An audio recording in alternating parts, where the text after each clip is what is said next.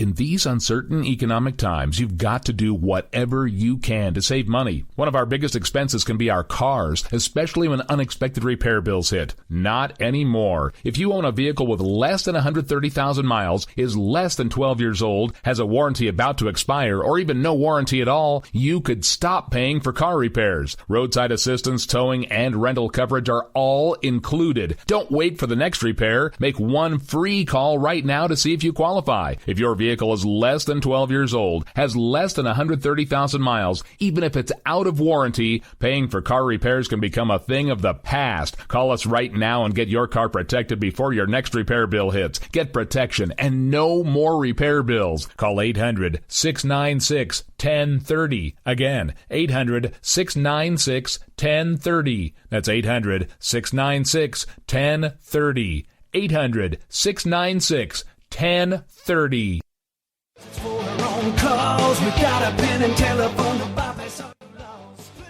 All right, folks, this is Rick Robinson with you. I want to tell you about some friends of mine from a company called Security Enforcement Specialists. When I ran my security agency for 12 years, I worked with one of these partners on a daily basis. He's been involved in this agency now, and with his other partner, they do have over 30 years of experience in the private security industry. If you own a business and you need someone to keep you or your customers or residents safe, then I highly recommend contacting Security Enforcement Specialists today. Give them a call at 405-703-1796. Again, that's 405-703-1796. Again, tell them Rick from K98 Talk sent you. Like I said, if you need the help, they are here for you. So make sure that you go look them up, check them out, and see what they can do. Wrong way. Welcome to the place. Welcome to Joe had huge problems with the IRS. I knew it was coming. I hadn't filed taxes since 1990. All the IRS letters coming in added up to a nightmare. It got up to like $68,000. My heart started beating fast. It's like, there's no way, man. I mean, I ain't going to be able to do this. Then they stopped his paycheck. So that's when I started making phone calls and found U.S. Tax Shield. U.S. Tax Shield went to work immediately. They just took the bull by the horns. What blew my mind is he called the IRS right then and there. So why is U.S. Tax Shield A+ rated with the Better Business Bureau? Joe knows. They saved me a ridiculous amount of money. If you owe more than $10,000 to the IRS or state, choose the company Joe chose, U.S. Tax Shield. It was the best decision I made. U.S. Tax Shield is the way to go. Life is good. Thank you, Lord. Call 800-471-3287. U.S. Tax Shield. Boo-rah. Yes. 800-471-3287. 800-471-3287. The Internet will never be the same. You're listening to K98Talk.com. Whoa! Good God, y'all. What is it good for? Absolutely. Let's get started. Zinc Media. Feel the power of knowledge.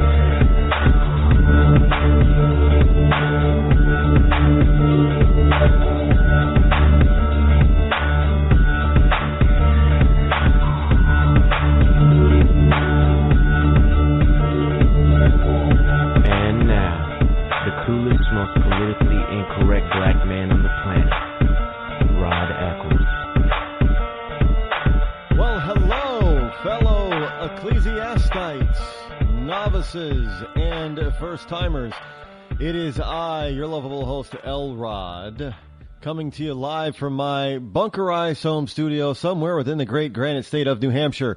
Welcome to the Rod Eccles Show. It is Thursday, as we are sliding into, beginning to slide into the weekend. We got a lot to cover tonight, and it is going to be a barn burner. So you're going to want to have everyone that you know listen in with you, especially if they are a vet. If you know somebody who's a vet, call them right now.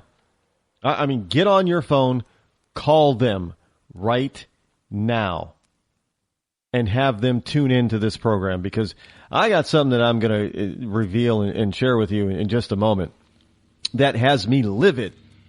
And it's going to have you and your vet friend and loved one livid as well, as they should be.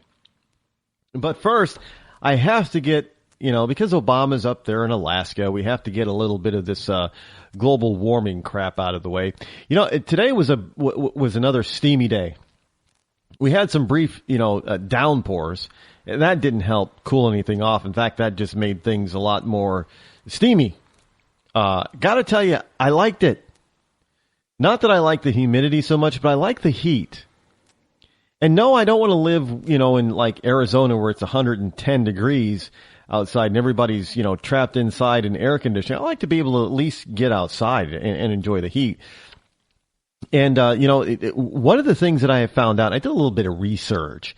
In the past couple of years, some of the warmest days of summer have happened in the beginning of September. Well, basically, summer's over. Everybody's back to vacation's over. Everybody's back to work, back to school, back to college, all that kind of stuff. And so it's kind of a waste. Kind of ticks me off a little bit that it waits until September that we get all these wonderful hot hot beach days. Now, granted, once all the tourists have gone from New England, the New England seacoast, that's the best time for the natives to hit the beach. But again, it's because the beaches are quiet, but it's not the perfect timing. The other problem with that is that for the past couple of years, when we've had fairly warm Septembers, oh man, we got hammered in the winter. Last year, case in point, last year September was first couple of weeks was very warm, just like it is right now.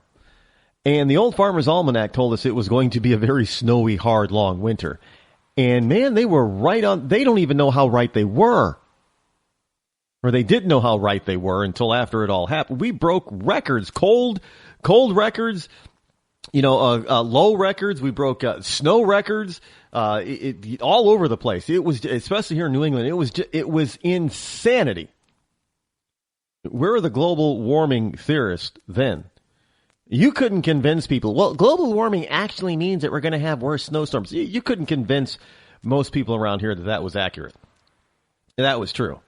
If we actually took a true poll of people who now believe in global warming or man-made climate change, they would tell you, go jump in a frozen lake because there is no such thing. The vast majority of Americans are now of the opinion that this stuff that Obama's talking about is not settled science, it's junk science.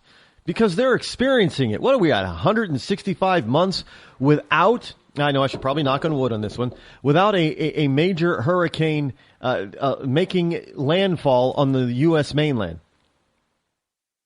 It has happened before in history. Obviously it couldn't be because of global warming back then, when something like this has happened before. But so it's not, it may be unusual, but it's not an anomaly so much that there has to be another explanation. There isn't. It's just the way the earth moves. It's the way the earth goes. It's what Mother Nature does. She operates at her own groove. She doesn't listen or pay attention to what man is doing, really. She operates at her own groove. And if we're having another warm September, and I do believe the Old Farmer's Almanac is calling for another rather snowy, cold winter, you better brace for impact this winter. I'm just saying, because, they were kind of right the past 2 years when we had rather warm September beginnings. So if this is going to continue, maybe this is the new climate or weather pattern that we're entering into. Maybe this is what the earth is going to settle into for a little while. Maybe this is a cycle that we're in, and we've come around to this particular cycle, and this is the way it's going to be for a little while. Now, understand there are a number of factors of why our climate changes. And simply, the factors are all based on one particular universal fact.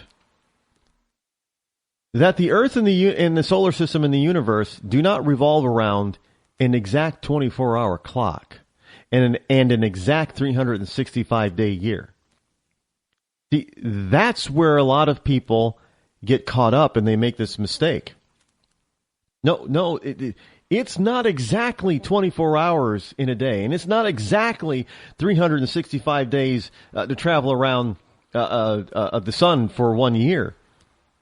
No, we try to, we try to make up for the imperfectness of our man-made time clock and calendar, but it doesn't make up for it 100%. Not to mention, there are things called wobbles. The Earth wobbles a little bit on its axis. We wobble a little bit in our orbit around the sun. The universe, or not the universe, but the galaxy, Milky Way galaxy, our solar system wobbles a little bit, and the Milky Way wobbles a little bit. So everything's wobbling. So that again throws things off in our perfect world. So we don't live in a perfect world. We don't live in a perfect solar system. We don't live in a perfect universe. So all of those factors combine to make things that is why the climate of this planet doesn't stay the same. Because, even the sun has its own the sun has its cycles. Sometimes there's more solar activities and basically sometimes it's hotter. And then sometimes there's very little solar activity, which means it's cooler. And that, hotter means it's putting off more, solar radiation, and the solar winds are heavier and faster and harder. And sometimes the solar winds are lighter and calmer and cooler, and the sun, is a little bit cooler. All of that has an effect on our climate as well. So the sun goes through its cycles, the Earth goes through its cycles, the solar system goes through its cycles. All of that combines to make the Earth's climate unstable and imperfect. And that's just the way it is. We've had spells on this planet, in man's history, where we know for sure that it has been warmer than it is today. So this whole notion that we've got this, global warming thing, it's never been this hot before, is a bunch of bunk. We know from historical data that this planet has had a period of time when it was pretty damn warm just about everywhere. We also know that there is a time historically speaking, when man was alive and running civilizations, that the sea levels were much higher than they are now. And obviously, all of that could not have happened because of man-made global warming. One, there was no industrial revolution, and two, unless you're going to buy the alien astronaut theory that maybe have come down and melted the polar caps, it's not possible for man to. Well, even then, it wouldn't have been man interfering. It's not possible for man to affect the climate like that. Well, I guess. I suppose if you believe in the lost civilization of Atlantis. Man had flying machines and they were really advanced. I guess, maybe they had lasers or something that they could, why would they do that and cause their own civilization to fall? Look, there are mysteries on this planet, that are hard to explain, that we cannot explain. And I know that there are the so-called sunken buildings and sunken cities, all over the planet within the, within Capricorn and what's the, I can't remember my Earth history at the moment. But within a certain, latitude of the Earth, north and south of the equator, a Tropic of Cancer and Tropic of Capricorn. We know that there are these structures that we just can't explain. And I know that there are people that they don't fall into the notion of there being. Look, there is if you want to go biblically speaking, there is an answer, a possible answer. And this is not I'm not trying to give you a history lesson on the Bible here, but there are those that have this pre-Adamic theory. And the pre-Adamic theory came about before we started discovering these structures underwater. And those structures underwater just sort of gave a little bit of credence to the pre-Adamic theory. And the theory goes basically something like this: that this is not God's first time around with mankind. That there was a society or a civilization before this one. Now, remember in the book of Genesis, it says, the water was everywhere, basically, and God moved the waters into the seas and brought up the dry land. And then when he had the Noah flood, the great flood, God then said that he would never again flood the planet. And there are those who believe that God wouldn't say that if he only did it once. And they use, biblical reference to prove that, to try to prove that. And so there's this whole notion that maybe there was a civilization of Atlantis, and it did get lost in a flood, and God wiped everything out and started over with Adam and Eve. And then instead of wiping everything and everybody out the next time that he did this great flood to try to wipe, evil off the face of the earth, he left a few people, floating around out there to start over. And he came up with a new plan, I guess. But that's the pre-Adamic type of theory in a nutshell. And, we don't know hardly anything about our own civilization in history and planet. And no, I'm not saying that gives credence to this whole ancient astronaut, alien thing. I'm not saying that at all. I'm saying that there is just too much activity, too much history with mankind on the planet for man to have affected the climate. Because the climate has been quite volatile throughout man's recorded history. It's been very volatile. It has not remained constant. It has not remained the same. So I don't know how anybody out there, the only way you can say that, the earth is getting too hot or it's heating up or what have you, is if we have a base that is called the perfect climate to judge it from. But we don't know what the perfect climate is. There is no such thing. We can't determine that. We can determine what we might like, but just because, look, I like it relatively hot for, a few months out of the year. Some people like it relatively hot all year round. That's why they move to certain, areas of the country or the world, the planet, that has hot all year round. And some people like it cold or colder or cooler, which is why they move to or live in regions of the planet that are cooler. So I guess the perfect climate is going to depend on who you ask. Well, if that's the case, then there are 7 billion opinions on this planet. And if you have 7 billion opinions, well, there's no such thing as a perfect climate. Plain and simple. Yeah. Look, I would not. Me personally, I would not like this weather that I'm currently experiencing all year round. I like 3.5 seasons of the year. Now, unfortunately, I don't think that there's a place on the planet that gives me exactly what I want.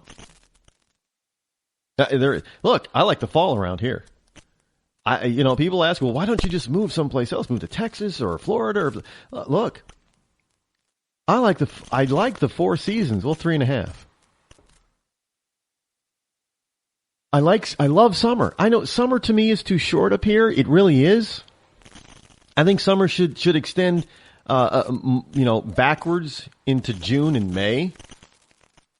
That would be perfect for me. And if we could move the what we experience late spring in June and May, if we could move that to April and March, or, at least April, and then have December, January, February, the winter months, that would be perfect for me. No, I always want to have a white Christmas. To me, that makes Christmas for me. But fall, you got to have the foliage. You got to have the change in colors and the explosion of color. For that month of October. I mean, it is absolutely gorgeous up here in New England and the Adirondacks. of New York. It's absolutely spectacular. You know, God gets out his paintbrush and he just paints it is magnificent. Now, some years the color is better than others, but any year it is magnificent. I haven't seen a bad foliage season. Yeah, I've seen some seasons are much better than others, but I haven't seen a bad one yet. It is absolutely amazing.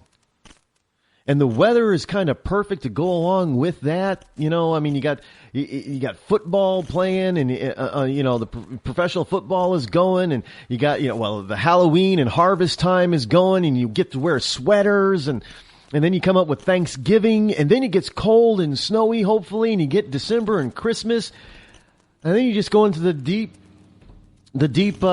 dark winter of January and February, and you kind of enjoy that, especially if you enjoy winter sports and activities like snowboarding or skiing or snowshoeing or what have you, whatever you do out in the winter. I don't do enough of that stuff anymore. I used to do a lot more of it, but maybe this year I'll get out there and ski again. But that's great. The one thing I hate is when we get towards the middle or end of March and April and it gets rainy and muddy and wet and the temperature can't make up its mind. It's cold one day, it's warm, and that. I hate that time of year. I really do. That's why I say 3.5 seasons, because early spring just sucks around here. But when you get to late spring, towards May and June, and the crocus start popping up, and all the perennials and bulbs start popping up, and there's this explosion of color for spring, it's again absolutely gorgeous, beautiful. The weather is kind of nice, it's doable. But then I just want hot weather for summer. I want beach days every day. We don't get my idea of a beach day. It's got to be at least 80 degrees, preferably above 85. And if you hit 90, oh yeah, I'm there. But that's perfect for me. But what's perfect for somebody else is not perfect for me, and what's perfect for me is not perfect for somebody else. So how are you going to determine what the perfect climate is?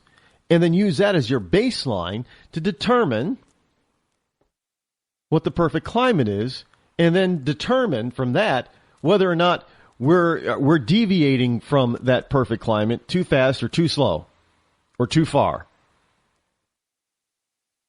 We can't, because there's no such thing as a perfect climate. No such thing. None at all. This is the problem with this so-called global warming settled science. It's not settled. Science is not consensus. Remember, there was a time that quote-unquote consensus or settled science was stated that the world was flat and the earth was the center of the universe. Now, of course, none of us are alive to actually remember that firsthand, but we know this from historical records and documentation that was what people thought. That was settled science. It was consensus science, but it wasn't real science.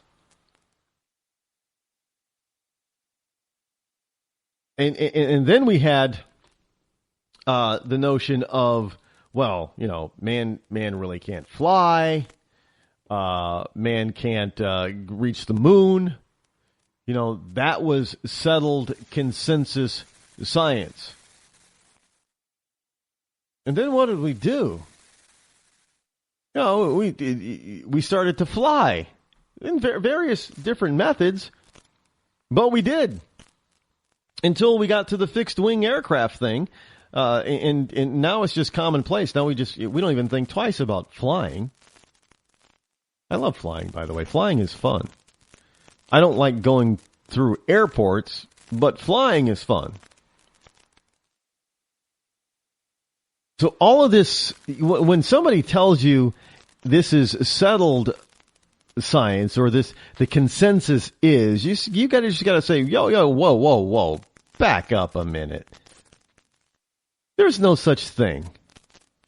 Well, it's settled or consensus is not science. That's some of the biggest bunch of bunk that you will ever run across. I'm telling you, this is true. I'm telling you, this is what you run across.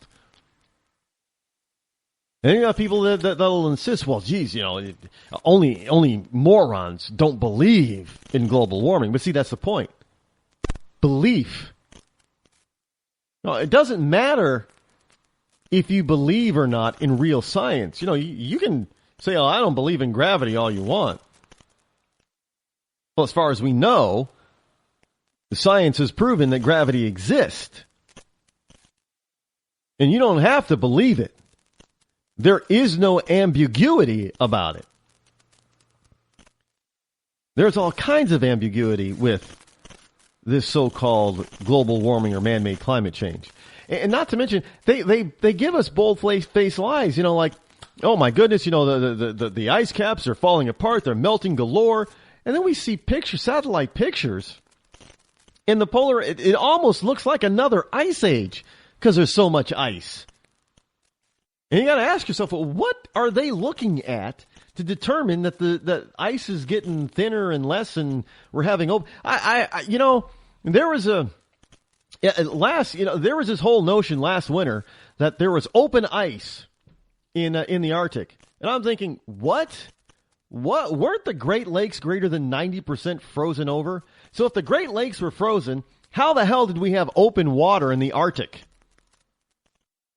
It's not possible. And the reason why, look, modern technology prevents, well, you would like to think it prevents these people from spreading their lies. But I guess if you tell a lie, you'd be surprised how many people believe that there was open water this past winter in the Arctic. I'm flabbergasted by that. But they go along with the same old myth. And it's settled and it's consensus. That's why there's global warming, Rod. Gotta believe it. Not really. When we get back, going into the VA stuff, stay tuned.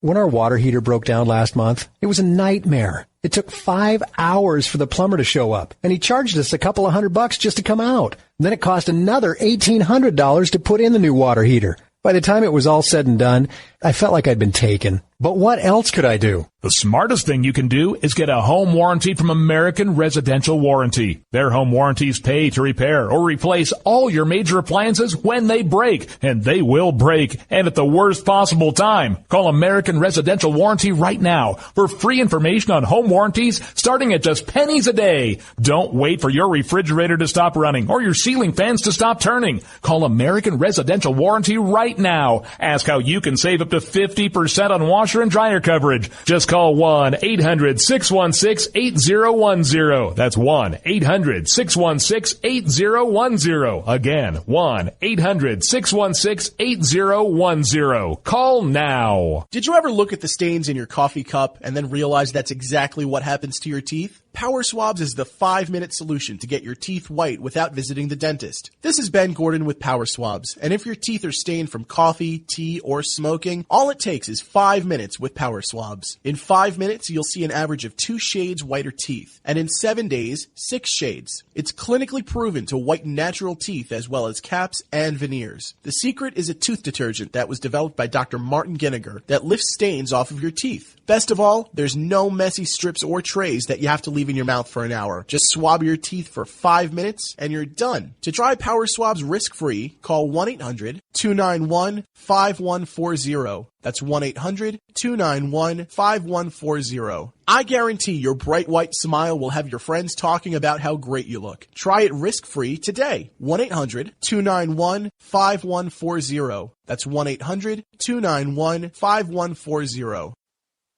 Tired of paying outrageous prices for Viagra? Well, we have great news for you. Now you can finally get Viagra at huge discounts. Healthy Man allows you to save up to $500 on Viagra. Why pay U.S. pharmacy prices of $15 per pill or more when you can get Viagra for less than $3 a pill? Call today and get 40 Viagra pills for only $99. This can cost as much as $600 at your local pharmacy. You can't afford not to call us. If you want Viagra at the lowest prices, never pay $15 $15 a pill pharmacy prices again. Get Viagra for less than $3 a pill. Call 800-595-2614 today and save up to $500 and get 40 pills for just $99. Healthy Man is fast, easy, and affordable. Operators are waiting at 595-2614 to take your call now. Call 800-595-2614. That's 800-595-2614. Again, 800-595-2614.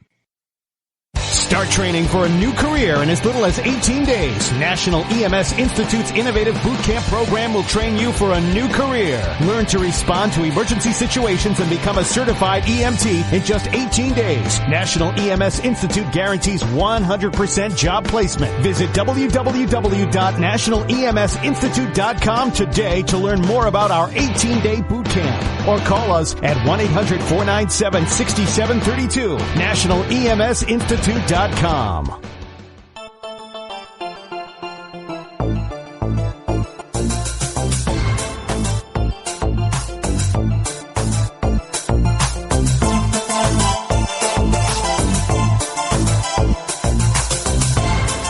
listening to The Rod Eccles Show.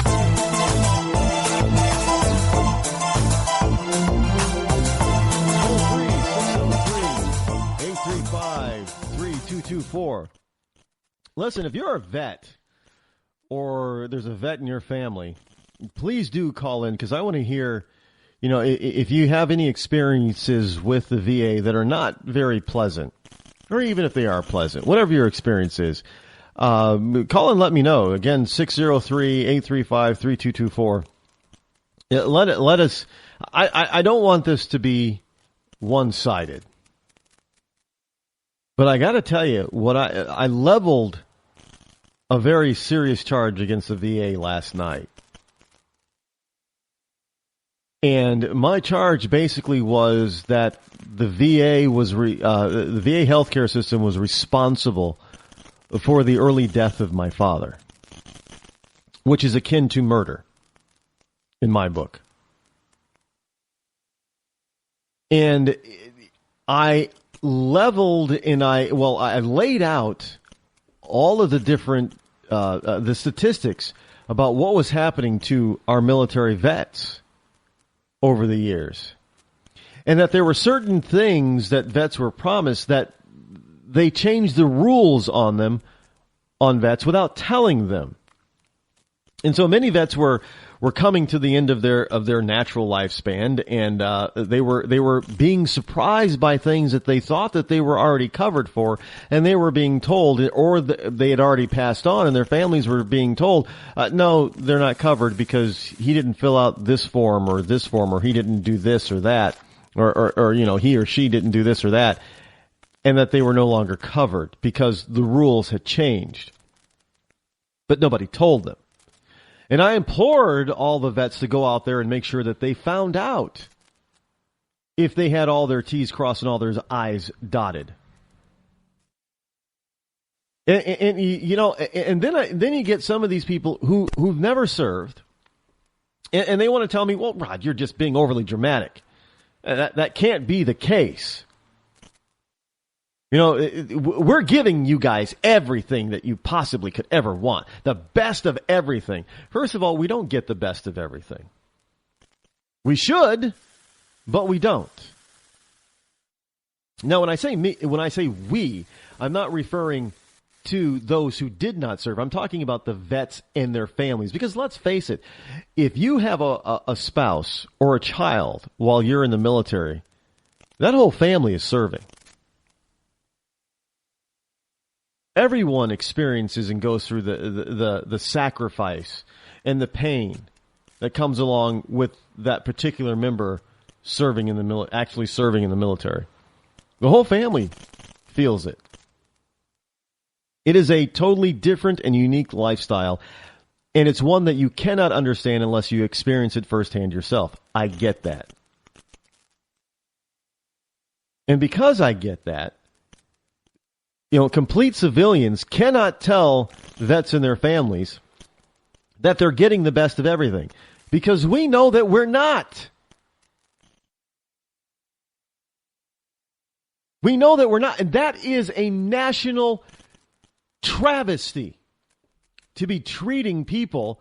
You promise them one thing, you send them out to protect this country. Whether or not you agree with the battles or the wars they fight is irrelevant because they're ordered to go, they follow orders, and they do the best that they possibly can with the equipment that they have available to them so they can come home alive. They do their job and come home alive. That's their goal. To protect and serve, but still come home alive. Many of them come home, yes, many of them don't come home alive. Some of them don't come home at all. And then many do come home, but they're changed forever, scarred physically and or mentally. And and as a society, we tend to want to discard them and toss them aside and say, well, you're already getting the best of everything. What more can we do? How about you just live up to the promises that were made to entice them to join and serve in the first place? And I know there are people out there saying, well, it's not that bad. Oh, wait a minute. No, well, you know what? You're right. It's not that bad. It's worse. There is a new report out. VA Inspector General. Now, these numbers are worse than what I reported on yesterday. I told you about a third, which means it would have been under 300,000 vets that could have died waiting for health care procedures. Well, the VA Inspector General came out with a report and said 307,000 veterans died waiting for health care. The Veterans Administration Inspector General said 307,000 veterans have died waiting for health care. How the hell is that the best we have to offer? You can add one more to the list. Master Sergeant Rod Eccles.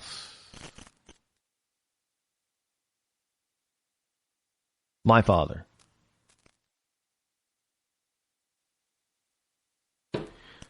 The Inspector General's report is out, and the failure of the Veterans Affairs Department, and it's not pretty.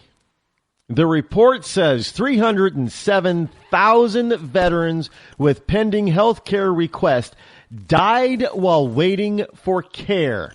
That's 35% of all health care requests as of September 2014. 35%. That's over 1/3. And we know from previous reports this year that the VA is not getting better, it's getting worse. So expect the next report to see that 35% or 1/3 number to go up. And I'm telling you, folks, it's a travesty. And you know who doesn't give a damn, who doesn't care one bit? And I'm sure you're going to say, Obama! Obama doesn't care. No. Just about the entire Democratic Party. They don't like the military. As a general rule, no. I don't want to say that every single member in the Democratic Party that is an elected official doesn't like the military. That would not be accurate. But it is safe to say that generally speaking, that if there was a platform that they could not or would not be lambasted for, they would put up there, we don't like the military. The DNC, as a general rule, does not like our military. And their policies through various Democratic regimes, if you will, is proof of that. Can we go back to the Carter administration? 4 years of devastation of the United States military. Can we go back to the Clinton administration? 8 years of devastation to the U.S. military. Can we now see through 6.5 years of the Obama administration, the most devastation that I have ever seen of any country's military that has a stable economy? Now, compared to some countries in the world, we have a rather stable economy. And yet now we just had earlier this year, we had Obama say, well, yeah, you know what? Maybe we could do with 45,000 fewer Army soldiers. Let's reduce the military even more. Let's take more out of the military budget. Hey, Obama even proposed with a bunch of Democrats applauding him, saying, vets should pay for some of their care. That's not what was promised. As a matter of fact, what we got now is 1/3 of them dying. And I told you why last night. Let me repeat in case you missed it. There have been reports that have said, and I believe this because, I've talked to a few people, and it comes out to be this,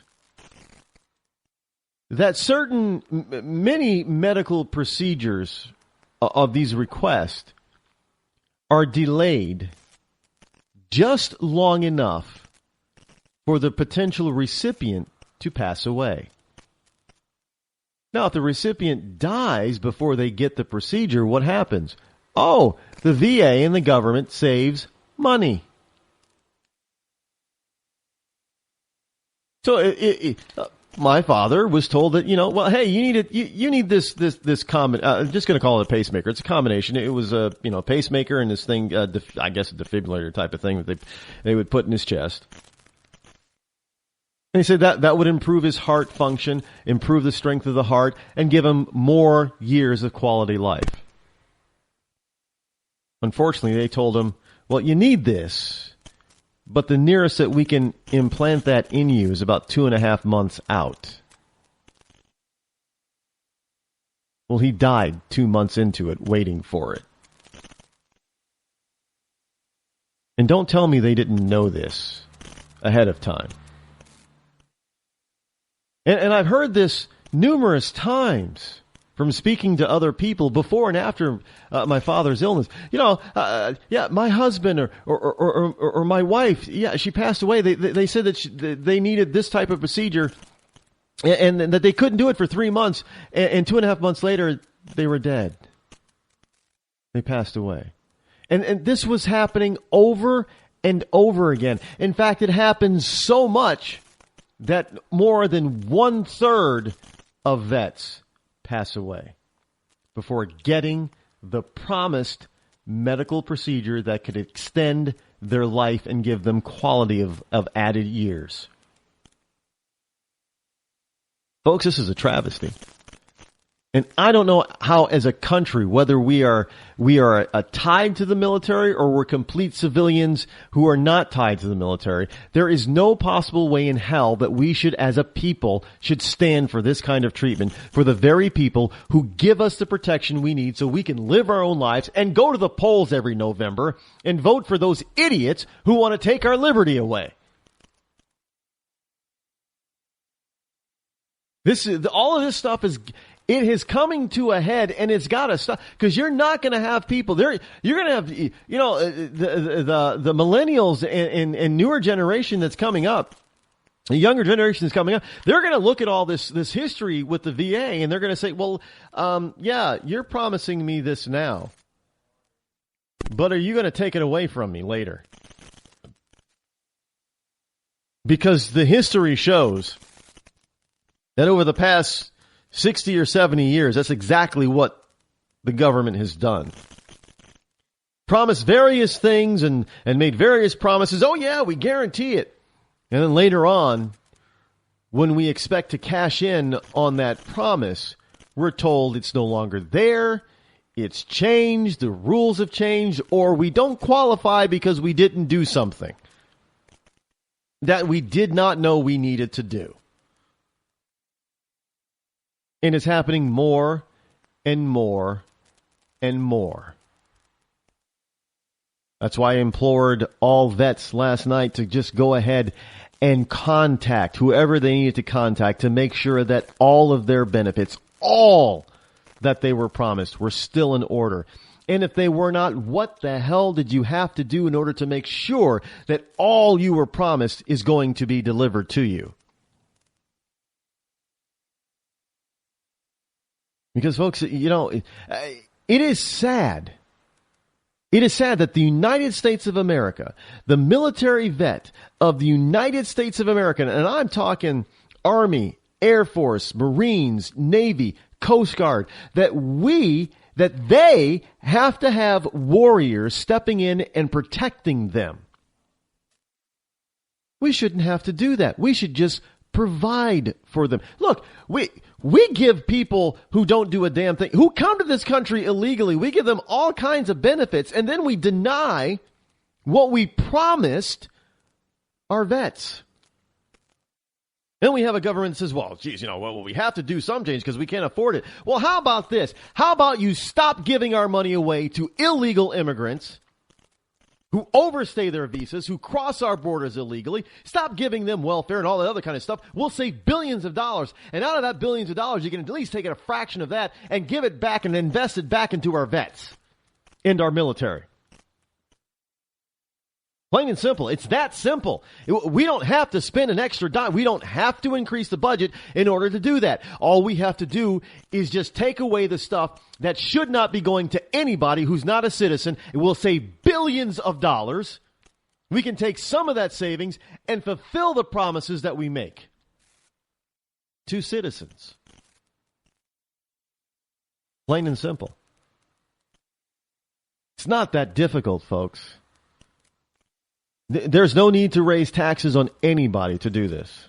There is no need to raise taxes on the rich, the middle class, the poor. The next time, I don't even want to hear Donald Trump talking about, we can raise the taxes on certain rich people.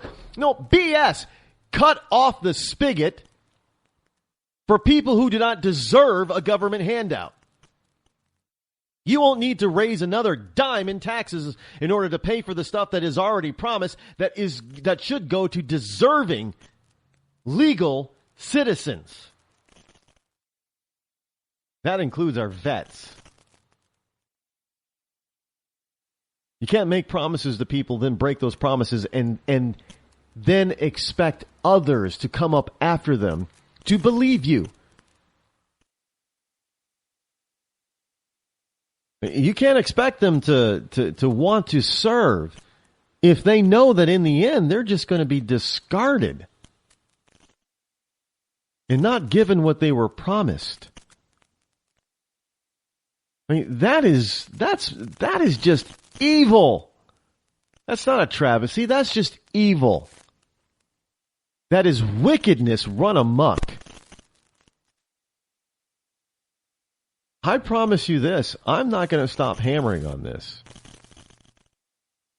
I am not going to stop bringing this to light. This isn't about me. This isn't even about my father. He's gone. There's nothing I can do to bring him back.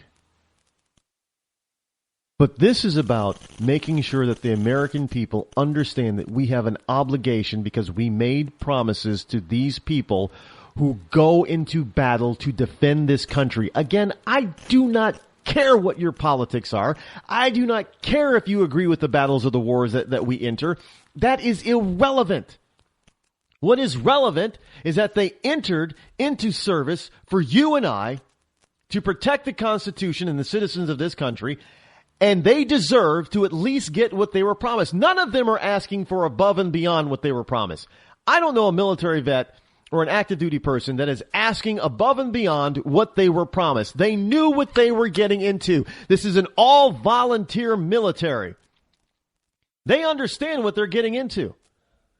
They read all of the promises. They read everything that they're going to be getting or supposed to be getting. They read they understand what they're going to have to be giving up or possibly sacrificing. They know what they're getting into, what they fully expect, and it is not unreasonable. It is fully reasonable for them to expect that when they come asking for what they were promised, that they get it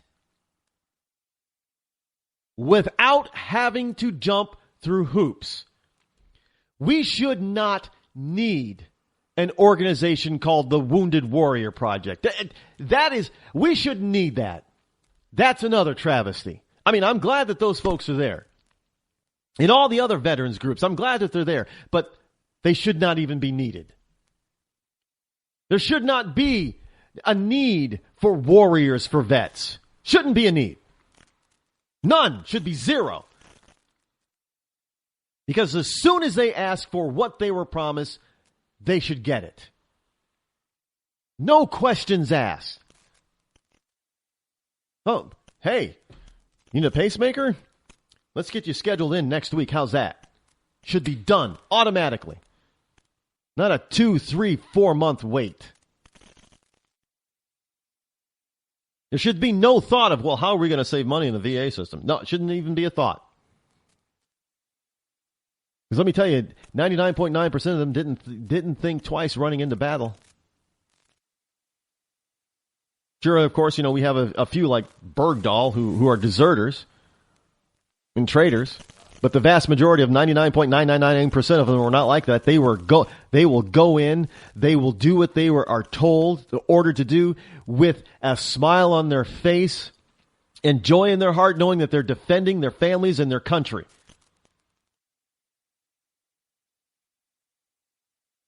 And they get back here, and we screw them over royally. That is unacceptable.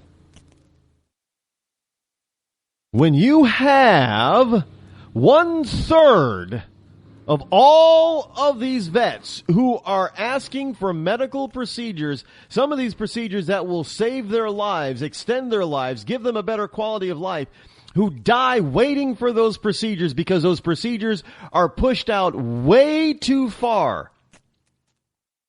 And you want to tell me that you're giving them the best of everything that we have to offer? Oh, no, we're not, because I don't see a bunch of people in the civilian landscape waiting that long for this kind of stuff. I don't see illegal immigrants waiting this long for this kind of stuff.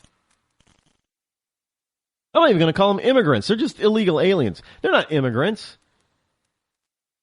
They're invaders, illegal invaders. And I guess we can really, just cast them as illegal alien invaders.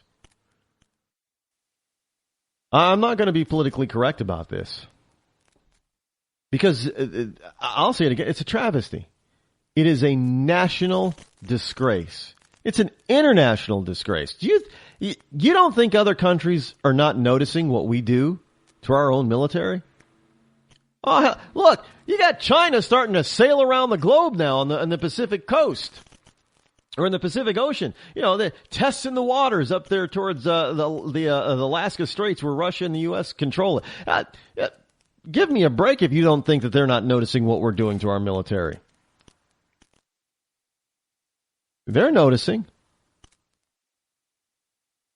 They're noticing the reduction in our military. They're noticing the morale decline in our military. They're noticing. And as they notice, they move to exploit our weaknesses. And we get new weaknesses that seem to sprout up every other week now. Do we have a response for China floating around up there? Some of their new advanced ships that look an awful lot like ours, by the way. Just saying. Is there a response? No, Obama's up there in Alaska taking selfies, talking about so-called settled science on global warming, and that we need more icebreakers for open Arctic waters. There's no ice up there, according to him, so why the hell would we need icebreakers? All the while, he's asking for a reduction in troops and in military spending, while we have 35% of our vets dying before they get the promised care that they need to survive.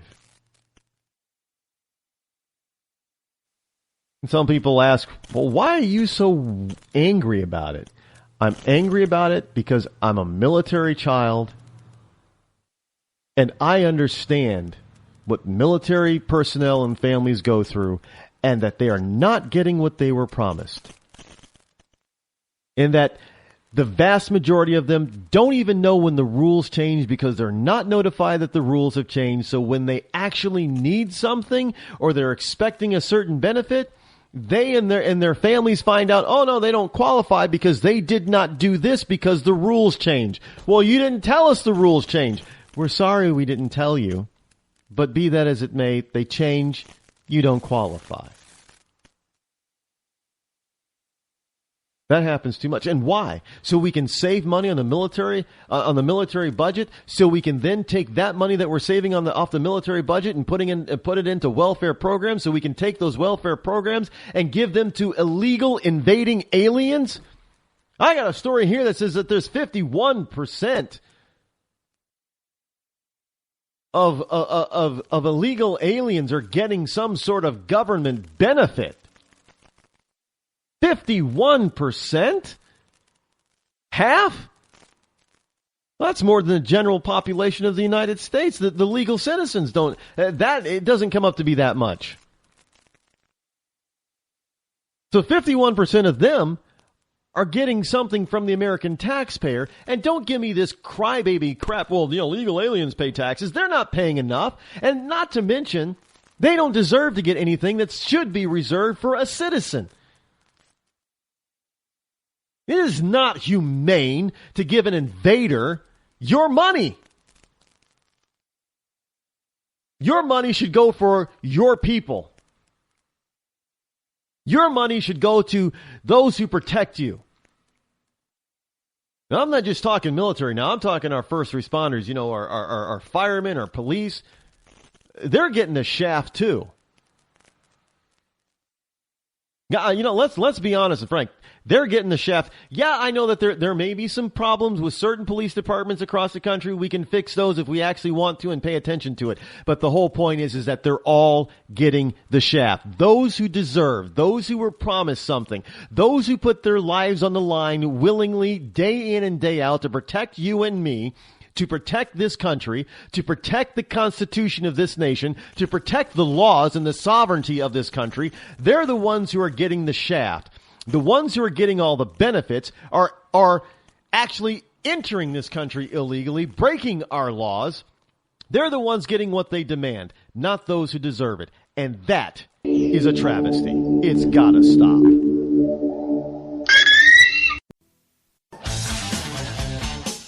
The leader in talk radio on the internet, right here on K98Talk.com.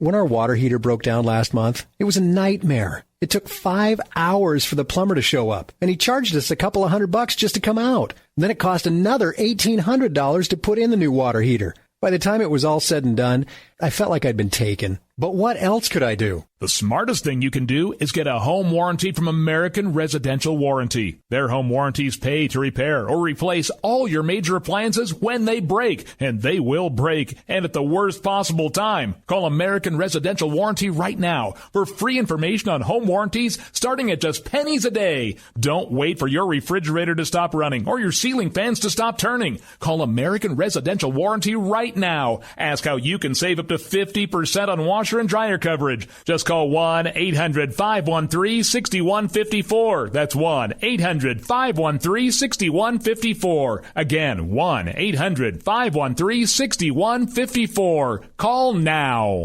Hey folks, Slickery Trigger here. I'd like to take a minute to tell you about Rebel Road Tactical.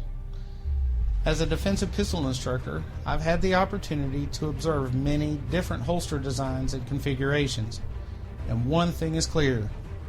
Many of my students won't carry a pistol. Or worse, they'll carry one without a holster at all. Holster designers aren't making holsters for normal people. It seems that most holsters are either an expensive piece of gear designed for Rambo or a piece that doesn't fit or function the way real people need it to fit and function. So, like any good Texan, I decided to learn to form kydex and design one myself, one that would fit the needs of average people. The result is the Rebel Road Tactical CRT Modular. The CRT stands for Carry, Range, and Training. Its thin and lightweight curved design minimizes printing and is adjustable to fit just right for superior comfort and function. Check us out after the show at rebelroadconcealed.blogspot.com. Tired of paying outrageous prices for Viagra? Well, we have great news for you. Now you can finally get Viagra at huge discounts. Healthy Man allows you to save up to $500 on Viagra. Why pay U.S. pharmacy prices of $15 per pill or more when you can get Viagra for less than $3 a pill? Call today and get 40 Viagra pills for only $99. This can cost as much as $600 at your local pharmacy. You can't afford not to call us. If you want Viagra at the lowest prices, never pay $15 a pill pharmacy prices again. Get Viagra for less than $3 a pill. Call 1-800-516-7602 today and save up to $500 and get 40 pills for just $99. Healthy Man is fast, easy, and affordable. Operators are waiting at 1-800-516-7602 to take your call right now. Call 1-800-516-7602. That's 1-800-516-7602. Again, 1-800-516-7602. In these uncertain economic times, you've got to do whatever you can to save money. One of our biggest expenses can be our cars, especially when unexpected repair bills hit. Not anymore. If you own a vehicle with less than 130,000 miles, is less than 12 years old, has a warranty about to expire, or even no warranty at all, you could stop paying for car repairs. Roadside assistance, towing, and rental coverage are all included. Don't wait for the next repair. Make one free call right now to see if you qualify. If your vehicle is less than 12 years old, has less than 130,000 miles, even if it's out of warranty, paying for car repairs can become a thing of the past. Call us right now and get your car protected before your next repair bill hits. Get protection and no more repair bills. Call 800-696-1030. Again, 800-696-1030. That's 800-696-1030. 800-696-1030.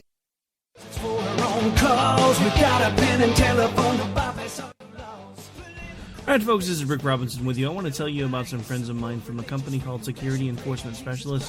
When I ran my security agency for 12 years, I worked with one of these partners on a daily basis. He's been involved in this agency now, and with his other partner, they do have over 30 years of experience in the private security industry. If you own a business and you need someone to keep you or your customers or residents safe, then I highly recommend contacting Security Enforcement Specialists today. Give them a call at 405-703-1796. Again, that's 405-703-1796. Again, tell them Rick from K98 Talk sent you. Like I said, if you need the help, they are here for you. So make sure that you go look them up, check them out, and see what they can do. The wrong way. Welcome to the place. Welcome to Joe had huge problems with the IRS. I knew it was coming. I hadn't filed taxes since 1990. All the IRS letters coming in added up to a nightmare. It got up to like $68,000. My heart started beating fast. It's like, there's no way, man. I mean, I ain't going to be able to do this. Then they stopped his paycheck. So that's when I started making phone calls and found U.S. Tax Shield. U.S. Tax Shield went to work immediately. They just took the bull by the horns. What blew my mind is he called the IRS right then and there. So why is U.S. Tax Shield A+ rated with the Better Business Bureau? Joe knows. They saved me a ridiculous amount of money. If you owe more than $10,000 to the IRS or state, choose the company Joe chose, U.S. Tax Shield. It was the best decision I made. U.S. Tax Shield is the way to go. Life is good. Thank you, Lord. Call 800-471-3287. U.S. Tax Shield. Boo-rah. Yes. 800-471-3287. 800-471-3287. The Internet will never be the same. You're listening to K98Talk.com. Good God, y'all. What is it good for? Absolutely. Let's get started again. Zinc Media. Feel the power of knowledge.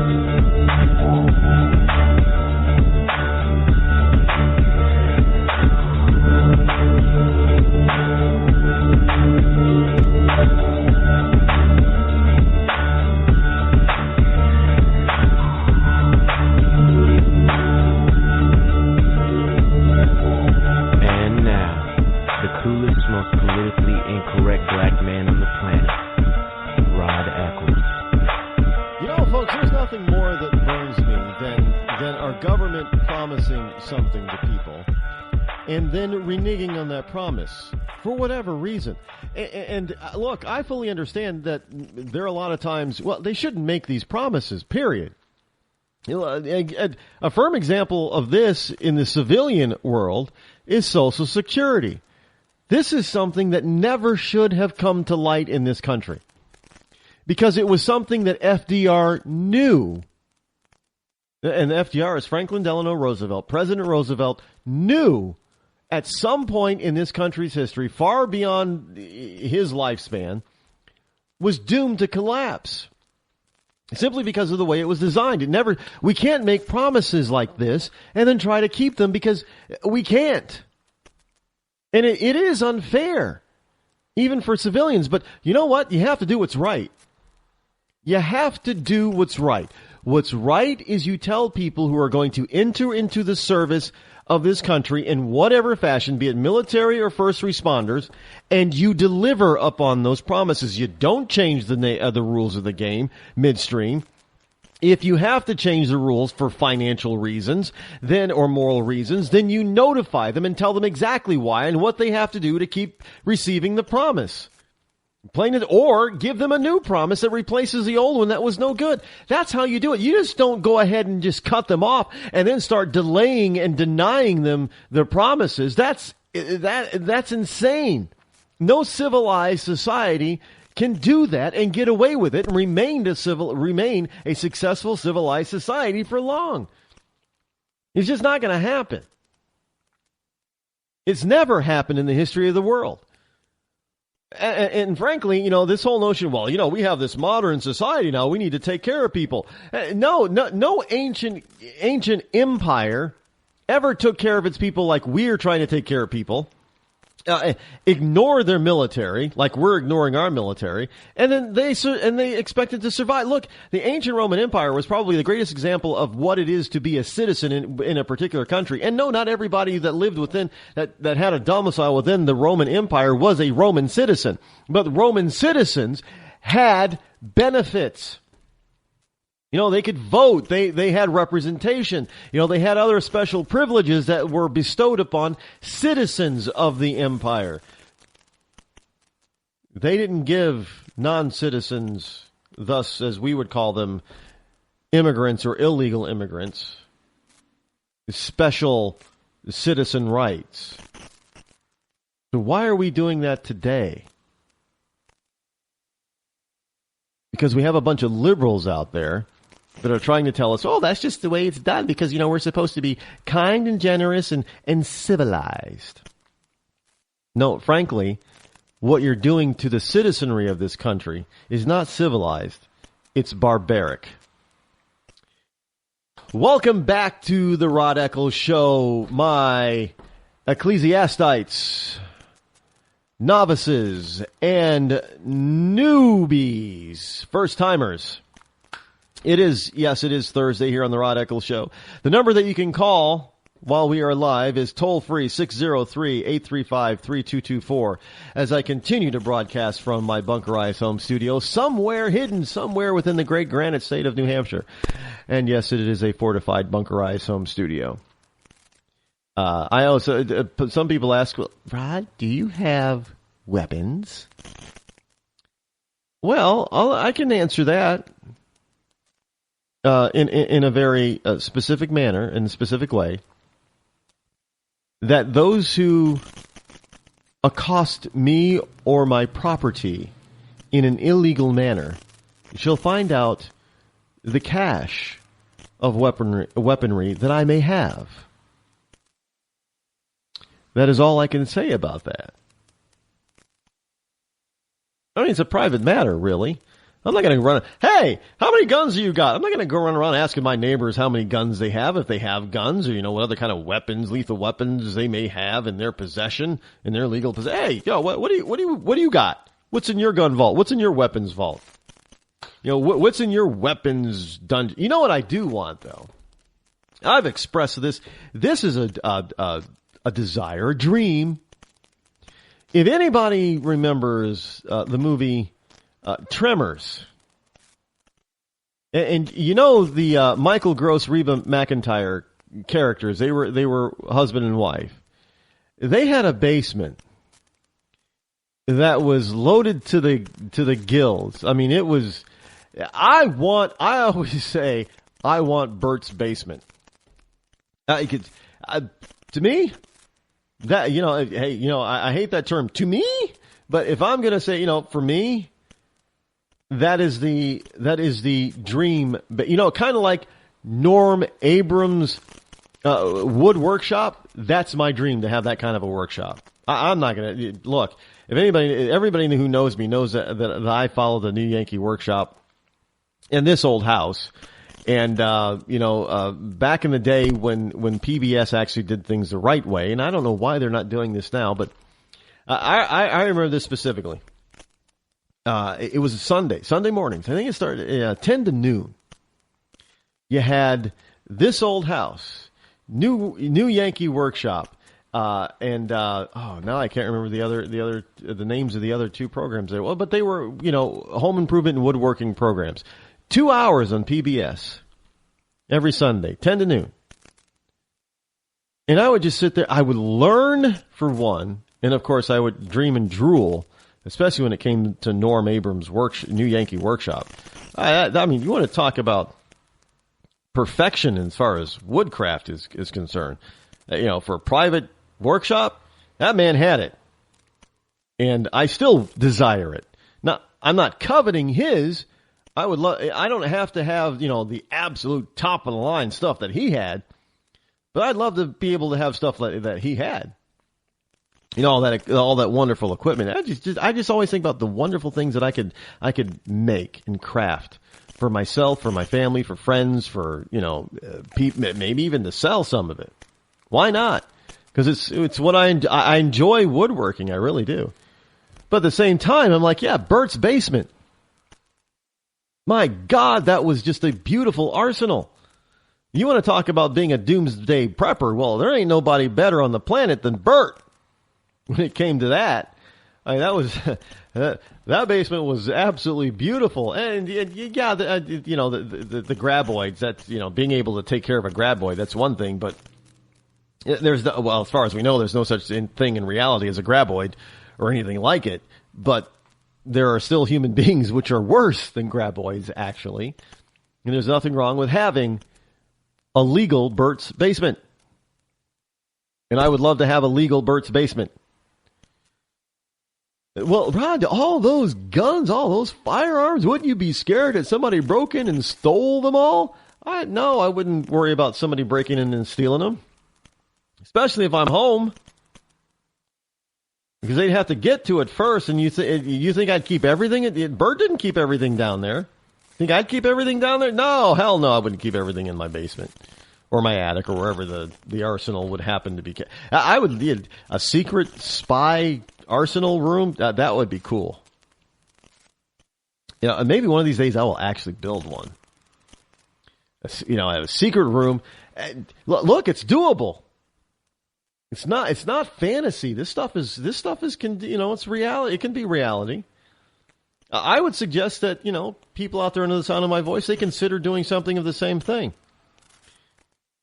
Especially if you have a fear of the government actually trying to, take away your Second Amendment rights. You might want to hide the stuff. I'm just saying. I'm not encouraging anybody to do anything illegal. I'm just saying there's nothing. Yeah, it's not illegal to have a secret room to keep your stash. It's not. One of the things I have always I've come to admire. It's not necessarily. Well, I've watched these Doomsday Prepper TV shows before. I've seen quite a few of them, and yeah, a lot of these people. I mean, I think they go way overboard. But there is some truth to what they say and what they believe.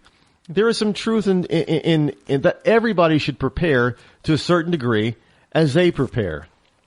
Not to the extent that they have, some of these people have like 15 years of food stashed away and 20 years of ammunition stashed away that could fend off a small army. I'm not talking that. I'm talking being realistic. A realistic stash and defense system. Maybe it's not too outlandish to say that you maybe need 3 months of food. for your family or whoever you're going to, keep in your compound, if you will. And, it's not out of the question to have a good amount of, weaponry and ammunition to protect yourself and your property. There's nothing wrong with that. I'm not saying that you need, a 50 millimeter cannon, but just to protect you, your family, and your property is fine. Again, I'm not saying that you need, like 10 or 15 years worth of food, but a few months worth is not at the minimum. What every American household should have at the minimum is a week's worth of food and water. Because natural disasters can easily take a week for things to get back to somewhat normal. How many times do we see all these people running around at the natural disaster? They have nothing, and they're begging for stuff. Having at least a week on hand, that's not expensive, and it is very doable, even for people who live in an apartment. Having a week of emergency supplies of food and water is doable. And that is the absolute minimum. I know that you hear some people say, well, 3 days. No, 7 days a week. I have access to a week. So just, I believe that is the minimum that people should have. Just, see, here on the Rod, look, you're getting this kind of stuff on the Rod Eccles Show here. Who else talks about preppers besides prepping besides preppers? Here's another thing. If you are on welfare, if you're on SNAP or if you're poor, the Learning Channel, TLC has a wonderful program. Yeah, and then of course they don't tell you exactly how they all do it, but they give you examples week after week after week after week of these super couponers that buy a ton of stuff for next to nothing. Now, I'm not saying that you can go out there. Obviously, you can't go out there every week and buy $600 worth of staples and groceries and stuff for like $50. But you know what? You can build a good, what do they have? What do they call that? A stockpile. You can build a decent stockpile of essentials. Food and other non-food essentials for little or no money. Over a period of time. You don't have to do it all at once. You don't have to go, and spend $600 and expect to get, only pay $50 or less. But you can do it over time. And this stuff is legal. For now. Why not take advantage of it? For the life of me, I do not understand why the poorest of us who access government assistance do not try to stretch that government assistance out as far as it can possibly go. They don't. Most of them don't. And that really means that most of them take it for granted because they really don't need it. Because they could get out there and do it on their own. Plain and simple. I've used coupons before. I'm not embarrassed to use a coupon. Or multiple coupons. I've used them. They can take a lot of time. But hey, if you're just sitting down every Sunday for 2 hours watching, 2 hours of PBS and on how to rebuild old houses and build furniture and wood projects, got a couple hours to cut some coupons and file them away, I guess. Just saying. just saying.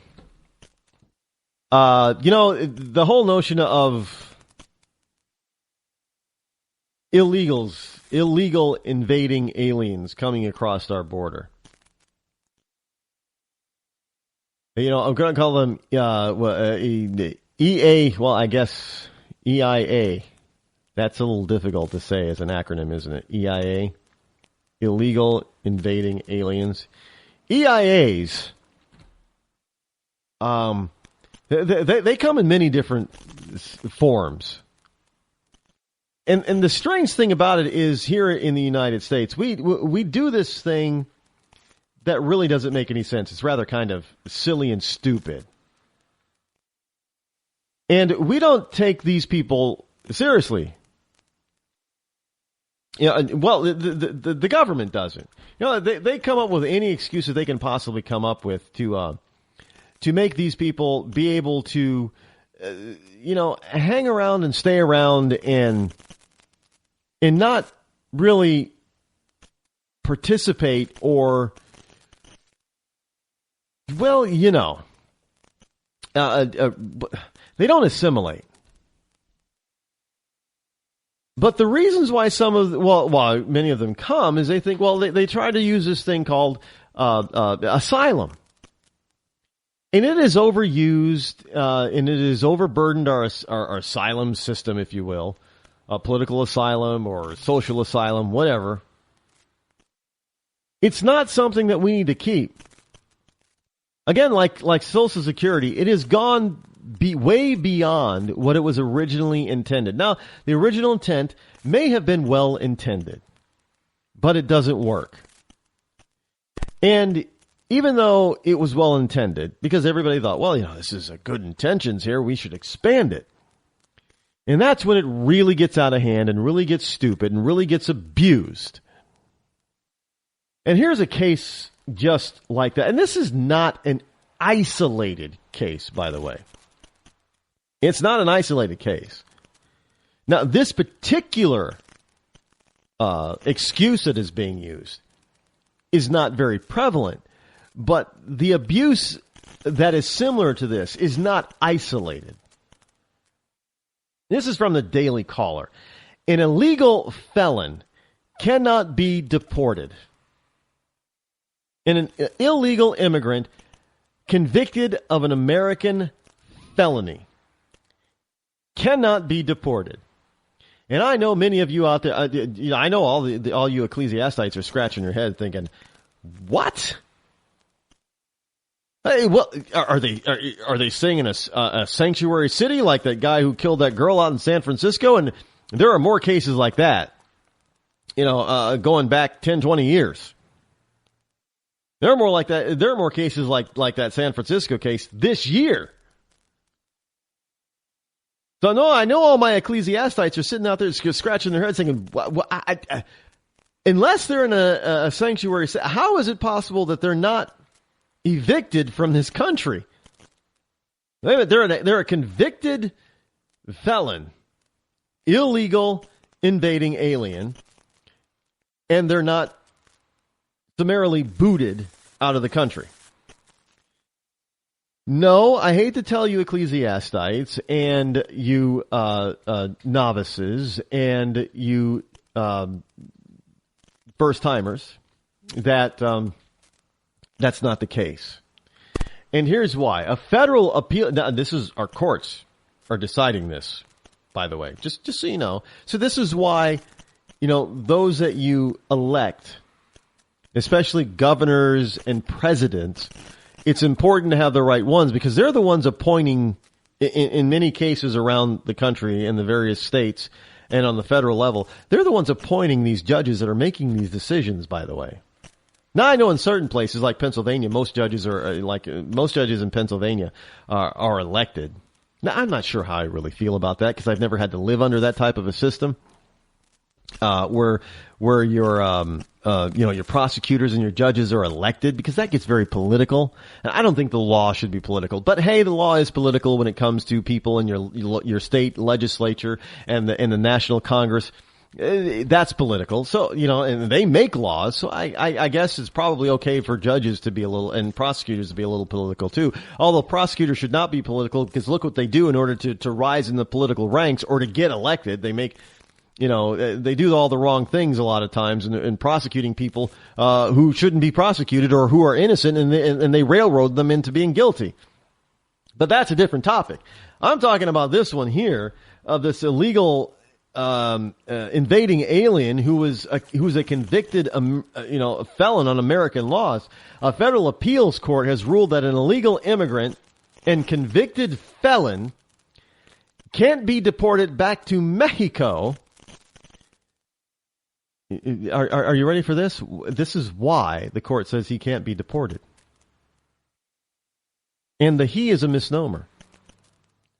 Because he identifies as a transgendered woman, which leaves him vulnerable to torture back in his home country. Well, after you hear all the stuff that supposedly happens to gays and transgenders in this country, wouldn't you think that would be the same thing? If you listen to the LGBTQ ABCDFG community, you would think that all these alternative lifestyle people here in this country are being tortured and discriminated against left and right. So why would we want to keep them here to experience that? But here, Eden Carey Avendano Hernandez was born a male in Mexico and claims to have been raped by his brothers and suffered other torments. Okay, can't prove that. But in 2000, he illegally entered the U.S. and took up residence in Fresno, California. Now, Avendano Hernandez also started taking female hormones and began living openly as a woman in 2005. So in 2000, he came here. 2005, somehow he was able to afford female hormone therapy. He started that. And in 2006, he committed 2 separate drunk driving offenses, a second of which injured 2 people and resulted in the felony conviction. After serving a year in jail, he was deported back to Mexico in 2007. Back in Mexico, supposedly, Avendano Hernandez claims to have been subjected to more harassment from family and neighbors and to have been raped by members of the Mexican army. Now, not his family, not his brothers, but the Mexican army. He illegally entered the U.S. again, and after being arrested, petitioned for sanctuary in the U.S. under the UN Convention Against Torture, arguing that deporting him would violate the Convention Against Torture, or CAT, because he would more than likely experience torture at the hands of Mexican authorities.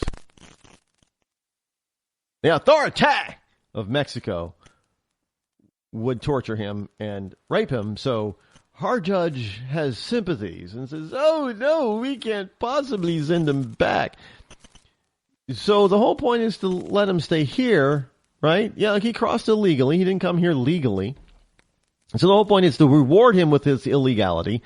Let him stay here. And how much you want to bet that if we let him stay here legally, that he ends up on some sort of welfare rolls and gets some sort of assistance, not only for his female hormone therapy, but probably to get the United States taxpayer to pay for what? Yeah, surgery to change him into a woman. Is this Caitlin all over again? When our water heater broke down last month, it was a nightmare. It took 5 hours for the plumber to show up, and he charged us a couple of $100 just to come out. And then it cost another $1,800 to put in the new water heater. By the time it was all said and done, I felt like I'd been taken. But what else could I do? The smartest thing you can do is get a home warranty from American Residential Warranty. Their home warranties pay to repair or replace all your major appliances when they break, and they will break, and at the worst possible time. Call American Residential Warranty right now for free information on home warranties starting at just pennies a day. Don't wait for your refrigerator to stop running or your ceiling fans to stop turning. Call American Residential Warranty right now. Ask how you can save up to 50% on washer and dryer coverage. Just call 1-800-616-8010. That's 1-800-616-8010. Again, 1-800-616-8010. Call now. Did you ever look at the stains in your coffee cup and then realize that's exactly what happens to your teeth? Power Swabs is the 5-minute solution to get your teeth white without visiting the dentist. This is Ben Gordon with Power Swabs, and if your teeth are stained from coffee, tea, or smoking, all it takes is 5 minutes with Power Swabs. In 5 minutes, you'll see an average of 2 shades whiter teeth, and in 7 days, 6 shades. It's clinically proven to whiten natural teeth as well as caps and veneers. The secret is a tooth detergent that was developed by Dr. Martin Ginniger that lifts stains off of your teeth. Best of all, there's no messy strips or trays that you have to leave in your mouth for an hour. Just swab your teeth for 5 minutes and you're done. To try Power Swabs risk-free, call 1-800-291-5140. That's 1-800-291-5140. I guarantee your bright white smile will have your friends talking about how great you look. Try it risk-free today. 1-800-291-5140. That's 1-800-291-5140. Tired of paying outrageous prices for Viagra? Well, we have great news for you. Now you can finally get Viagra at huge discounts. Healthy Man allows you to save up to $500 on Viagra. Why pay U.S. pharmacy prices of $15 per pill or more when you can get Viagra for less than $3 a pill? Call today and get 40 Viagra pills for only $99. This can cost as much as $600 at your local pharmacy. You can't afford not to call us. If you want Viagra at the lowest prices, never pay $15 a pill pharmacy prices again. Get Viagra for less than $3 a pill. Call 800-595-2614 today and save up to $500 and get 40 pills for just $99. Healthy Man is fast, easy, and affordable. Operators are waiting at 595-2614 to take your call now. Call 800-595-2614. That's 800-595-2614. Again, 800-595-2614. Start training for a new career in as little as 18 days. National EMS Institute's innovative boot camp program will train you for a new career. Learn to respond to emergency situations and become a certified EMT in just 18 days. National EMS Institute guarantees 100% job placement. Visit www.nationaleMSinstitute.com today to learn more about our 18-day boot camp. Or call us at 1-800-497-6732. NationalEMSinstitute.com.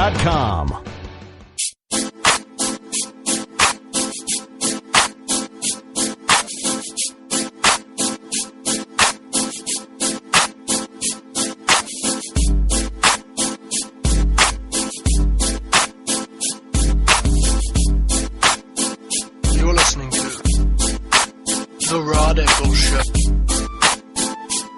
And welcome back, my Ecclesiastics. And if you're a novice or a first-timer, all you got to do is listen for, a few weeks, and you will graduate. There is no graduation from, being an ecclesiastite. You will always be one once you get to that point. But an ecclesiastite is constantly learning. An ecclesiastite, what they're learning is conservative logic, which is like principles. It doesn't change. And it is the way that we should be, approaching not only our daily lives, but most definitely our governance and our government. And this is totally illogical. Granting somebody asylum status because they're a transgender? I didn't have anybody tell me the difference between a transvestite and a transgender. Still waiting, and I didn't look it up. I got a lot of other things to be doing at the same time, and I guess it really was.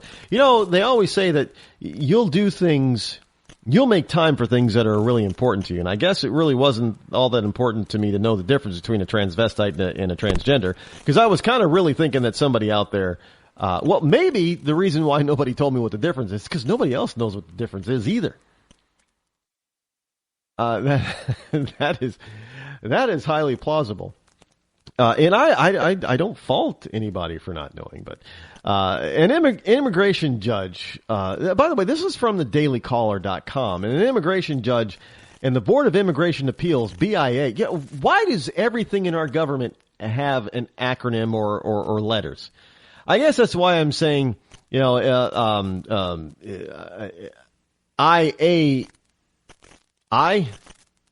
illegal. I guess that would be an illegal alien or illegal. Why is that's going to be a triple I, isn't it? No, IA, illegal alien invader. So what is that? What did I say before? I don't remember what I said before. So that would be IAI. I guess I'm going to have to write that down.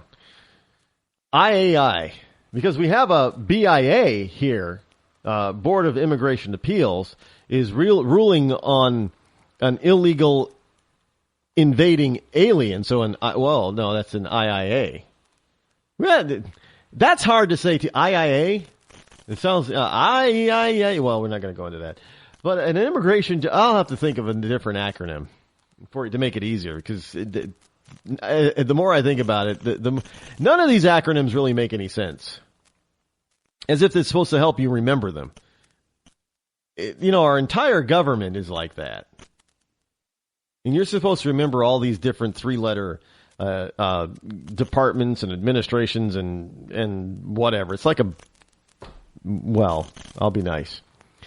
An immigration judge and the Board of Immigration Appeals both rejected Avendano Hernandez's arguments on the ground that he had committed a serious crime, felony drunk driving, by the way, and that he was not likely to face official torture. So look, if your village is torture, if you live in a particular village that doesn't like your lifestyle, then I'm afraid you should probably just move from the village. It doesn't mean that you illegally cross, when you move, that you illegally cross borders to another country to take up residence. There's got to be, move to Mexico City. I understand that they're pretty, accepting in Mexico City. Do we really? Do we want to import more of this alternative stuff? I thought we were a nation full of homophobics anyway. Why would we want to subject them to? Well, because they get benefits here that they don't get there.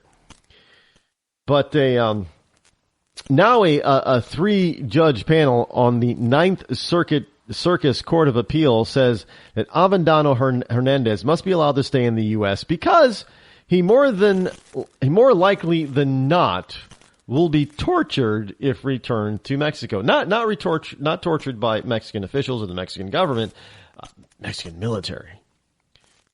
Well, you know how you do not get tortured or raped by the Mexican military? You stay away from them. I'm just saying.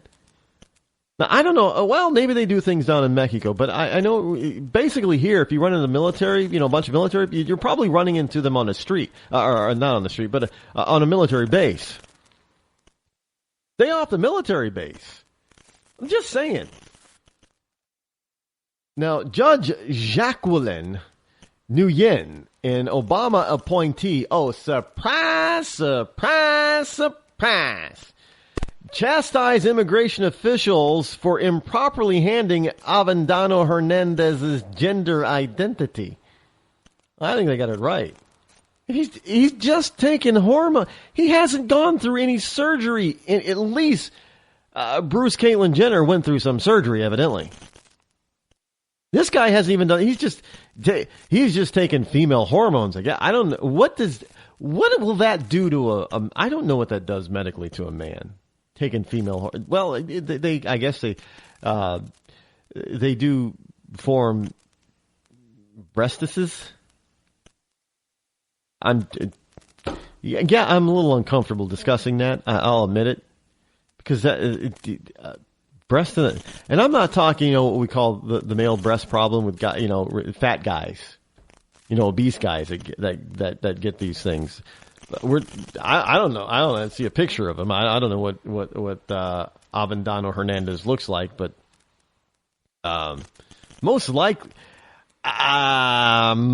likely he's probably not severely obese. So maybe he's got, maybe he needs a training bra or something because he's been taking female hormones, and I don't. But that still doesn't make him a girl or a woman. I'm trying to wrap my logical brain around this. It doesn't make any sense. The ruling doesn't make any sense. Here is this person is a convicted felon of a serious crime. And we're going to say, well, because he's taking female hormones, that now he's a woman and he's subject to harassment and torture back in his home country. What? Well, look, that's just opening the door for anybody to be, how long are they going to monitor him? That's a question. How long are they going to monitor him? Now, he says that he started taking these drugs, back in 2005? Well, he entered the country in 2000.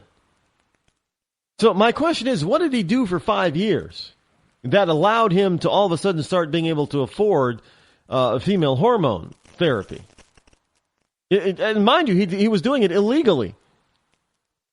And not once did he approach anybody in the U.S. government and said, I want asylum.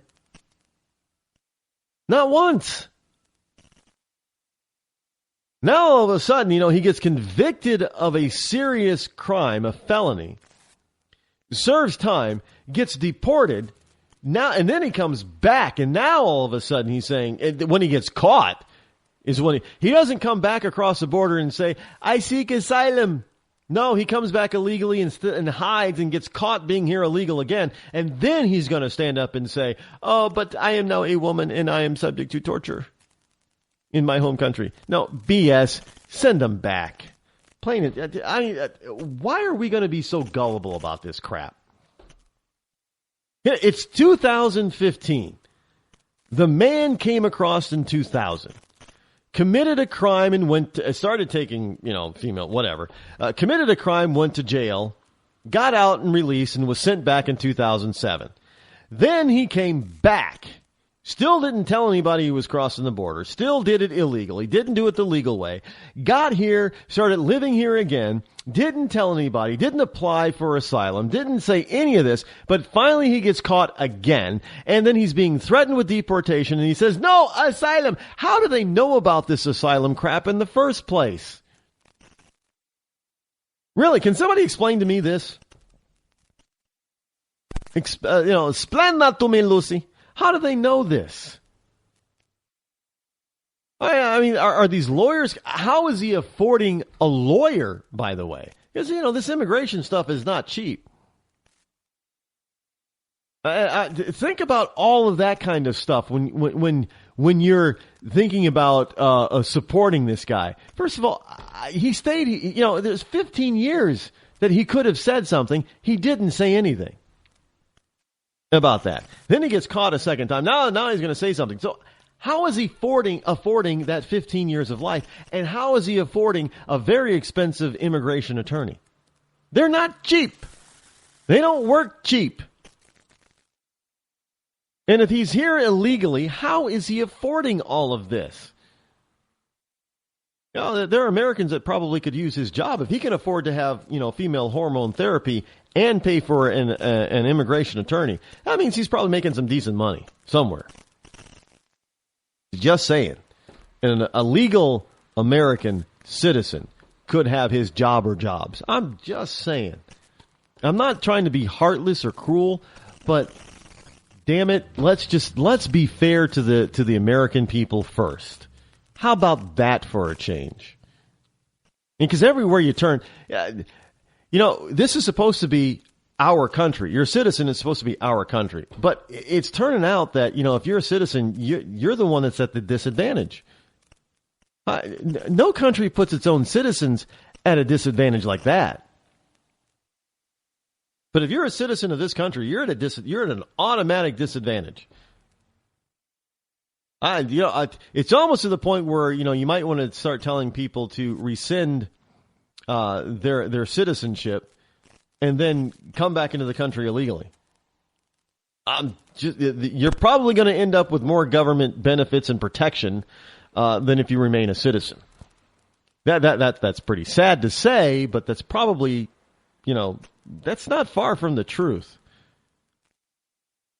Some people might be, laughing about that, but think about it.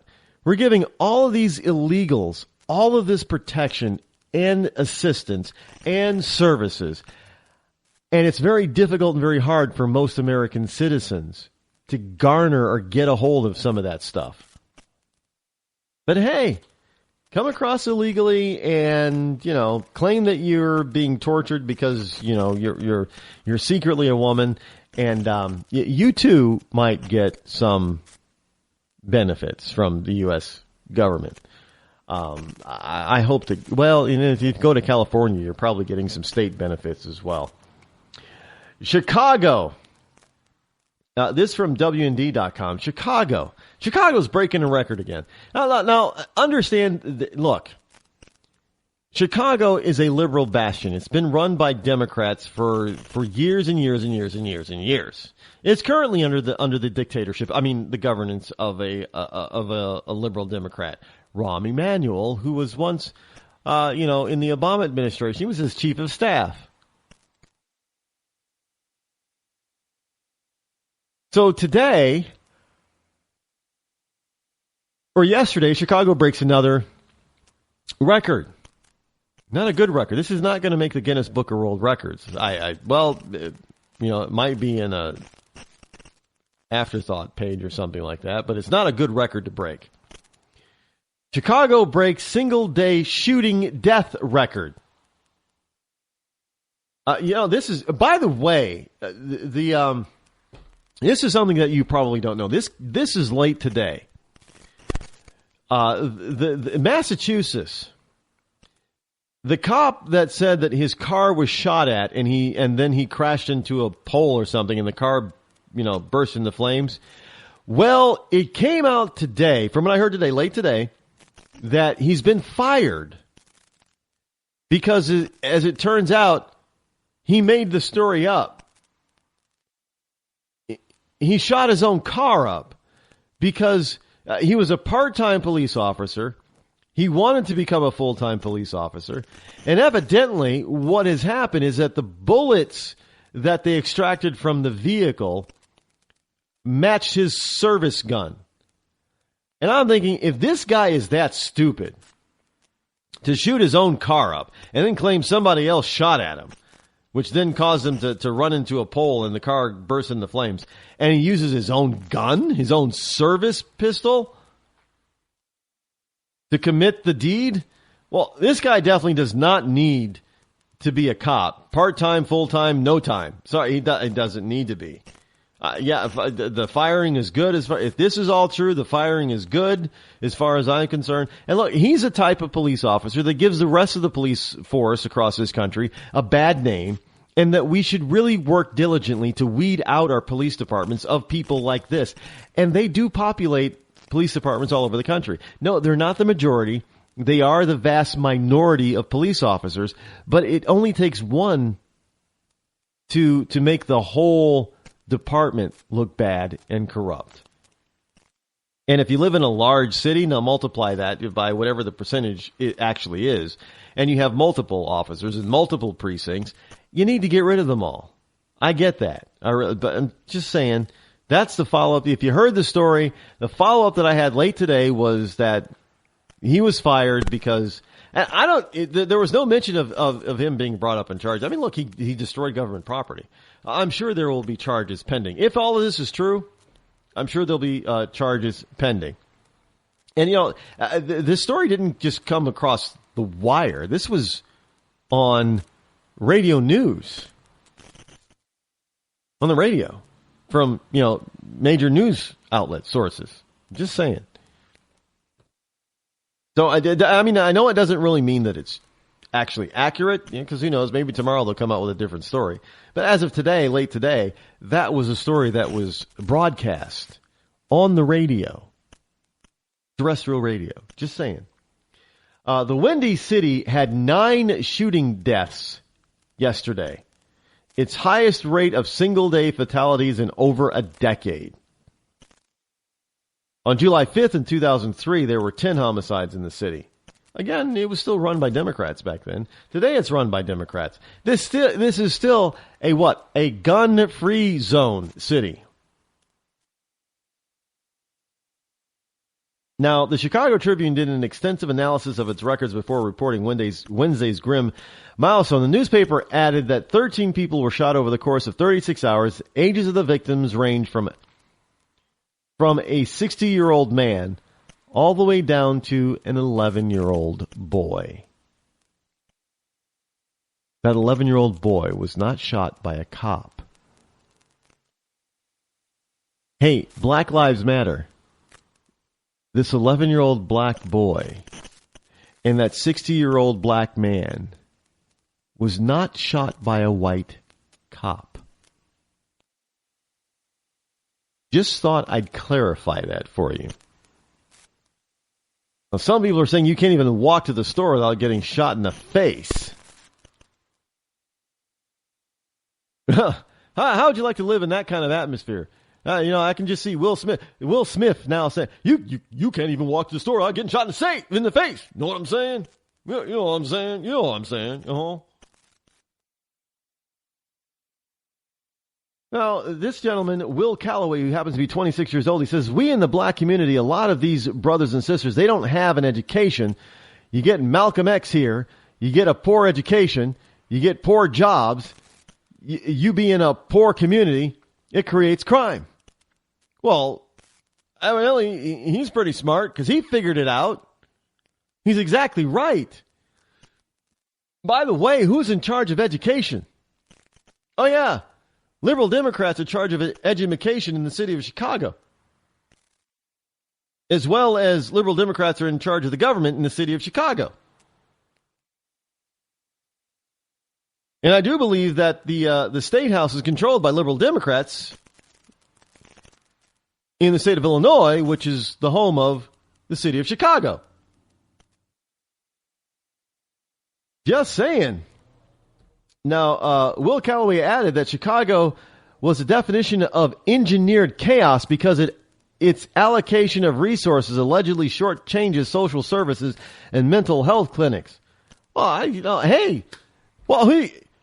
you can't blame Republicans on that because they're not the ones deciding where all that tax money is going that Chicago gets, and it's a lot. Illinois has a sales and income tax. So where's all that money going? Well, it's going in somebody's back pocket. I can tell you. I can allege that. Do I know for sure? For sure, do I know? No. Well, without having actual evidence. Yeah, I'm pretty sure. Look, isn't Chicago has got how many? Isn't that the state that is? I think Rhode Island might be a close second as far as corrupt government officials, convicted corrupt government officials. How many former governors does Chicago have in jail, or did they have in jail at any one time? It wasn't that they were like the national disgrace for that, weren't they? And most of the officials in Chicago that go to jail, they're Democrat. I know they're always blaming. Well, Republicans are they're just corrupt. Well, Republicans aren't going to jail left and right. It's the Democrats that are. And he's appealing. I guess he's found Rod Blagojevich, Blago, and he went to jail too. Look, I think if you investigate deep enough, not long enough, but deep enough, you might be able to put away Rahm Emanuel. And I don't, is he a crook? I don't know. But, he's not exactly an upstanding citizen, especially when you know what he has said before, especially when he was serving as Barack Obama's chief of staff. He was serving in the Obama administration. He's not exactly a trustworthy, upstanding citizen. Just saying, no, corruption and political crime is not limited to Democrats. But let's face it, when you're talking about these liberal cities, look at Detroit. What was it? Kwame whatever went to jail. He's a Democrat, mayor of Detroit. And Detroit has been under the thumb of Democrats since the 60s, and look what's happened to Detroit. But yeah, everybody wants to blame the governor for what's going on there. He didn't do all of that. He didn't create that mess. If all of a sudden during the next election they elect a Republican, you know that the lamestream media and the liberals are going to blame that Republican mayor, but he had nothing to do with all that happened before him. That's all Democrat stuff. But they're going to try to change it and turn it on them. That's their playbook. That's what they always do. But let's face it. We had a Republican mayor in New York City and crime dropped dramatically. I know you may want to say that the stop and frisk thing is controversial and unconstitutional, but hey, crime dropped under Rudy Giuliani, America's mayor, as he's called. So if Republican ideals work, they work. If Republican ideology works, then it works. Doesn't matter where or what city or what state. They're principles that work anywhere, and they work every time that they're applied properly. Plain and simple. Democratic policies fail every time that they are applied either properly or improperly. They just fail because that's the way they're designed. They cannot succeed because of how they're designed. Plain and simple. I don't know how else to say this, but this stuff, this liberal stuff. Look, you got the Obama administration, his policy. That stuff doesn't work. It never has throughout the history of mankind. It doesn't. You want to talk about, settled fact and settled science, and how about settled history? That liberalism, socialism, doesn't work. It has failed every single time it's been applied and tried. Every time. Well, Jesus was a socialist. No, he wasn't. Jesus approved of socialism. No, he didn't. It doesn't work, folks. Never does, never has, never will. And you can look at major cities that have thrived. Well, didn't thrive. They're not thriving.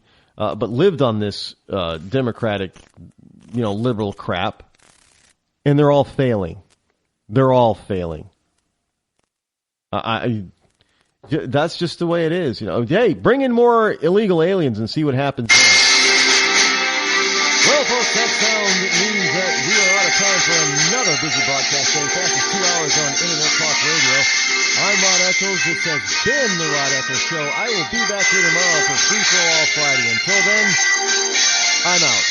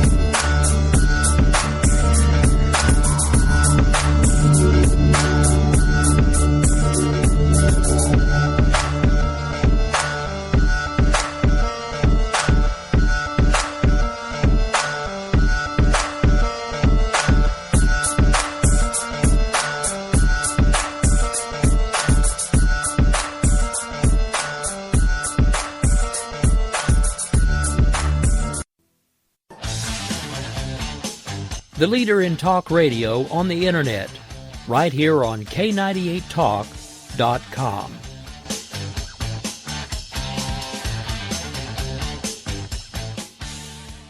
When our water heater broke down last month, it was a nightmare. It took 5 hours for the plumber to show up, and he charged us a couple of $100 just to come out. And then it cost another $1,800 to put in the new water heater. By the time it was all said and done, I felt like I'd been taken. But what else could I do? The smartest thing you can do is get a home warranty from American Residential Warranty. Their home warranties pay to repair or replace all your major appliances when they break, and they will break, and at the worst possible time. Call American Residential Warranty right now for free information on home warranties starting at just pennies a day. Don't wait for your refrigerator to stop running or your ceiling fans to stop turning. Call American Residential Warranty right now. Ask how you can save up to 50% on washer and dryer coverage. Just call 1-800-513-6154. That's 1-800-513-6154. Again, 1-800-513-6154. Call now. Hey folks, Slickery Trigger here. I'd like to take a minute to tell you about Rebel Road Tactical. As a defensive pistol instructor, I've had the opportunity to observe many different holster designs and configurations. And one thing is clear. Many of my students won't carry a pistol. Or worse, they'll carry one without a holster at all. Holster designers aren't making holsters for normal people. It seems that most holsters are either an expensive piece of gear designed for Rambo or a piece that doesn't fit or function the way real people need it to fit and function. So, like any good Texan, I decided to learn to form kydex and design one myself, one that would fit the needs of average people. The result is the Rebel Road Tactical CRT Modular. The CRT stands for Carry, Range, and Training. Its thin and lightweight curved design minimizes printing and is adjustable to fit just right for superior comfort and function. Check us out after the show at rebelroadconcealed.blogspot.com.